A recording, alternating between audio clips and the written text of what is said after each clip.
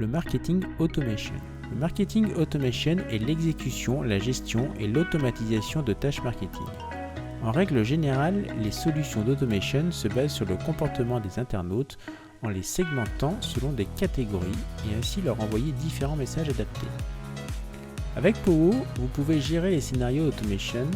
Depuis la page d'accueil, il faut cliquer sur Envoi, puis Marketing Automation. Nous allons partir d'un scénario existant que nous utilisons post-webinaire. Sur le premier bandeau, vous nommez le nom du scénario, vous définissez l'état du scénario et la date de début du scénario et la date de fin du scénario. Ces deux derniers champs sont optionnels. Si aucune date n'est renseignée, le scénario est permanent. Un scénario se construit à partir d'un ou plusieurs points d'entrée. Il permet de déclencher le démarrage du scénario. Ces points d'entrée peuvent être liés à une campagne push mail ou transaction mail, par rapport aux ouvertures par exemple ou aux clics, liés à une campagne push SMS ou transactionnel SMS, clics et réponses, liés à une activité d'un abonné, date d'anniversaire, abonnement, désabonnement, mise à jour du profil, ou liés à un déclenchement d'API, action depuis un site tiers. Ici, dans notre cas, le départ du scénario est lié à l'ouverture d'une campagne de push, essai gratuit post-webinaire. Après avoir défini le ou les points d'entrée en cliquant sur le petit plus orange, vous pouvez définir soit une action, envoyer un email, envoyer un SMS ou déclencher un autre scénario, soit une condition, ajouter une comparaison, l'ordre de priorité des comparaisons est de gauche à droite, ajouter un délai.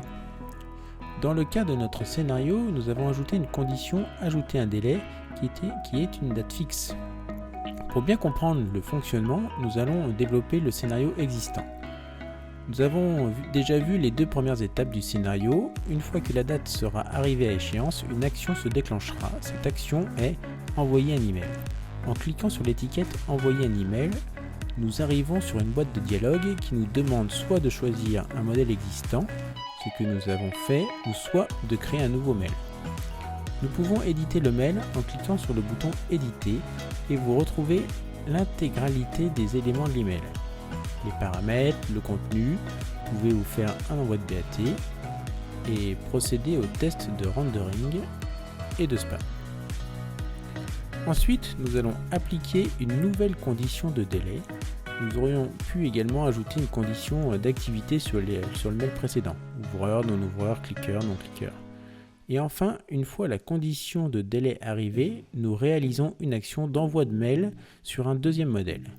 Quand le scénario est désactivé, vous pouvez le déclencher en mode test. Il suffit de cliquer sur le bouton « Lancer un test » et de remplir les champs demandés, puis de cliquer sur « Enregistrer ». Dans ce cas, nous recevons bien les deux mails.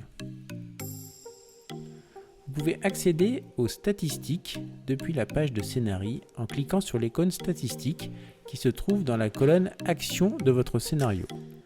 En haut à droite, vous définissez la période de vue des statistiques et ensuite vos statistiques sont équivalents à ceux d'une campagne push.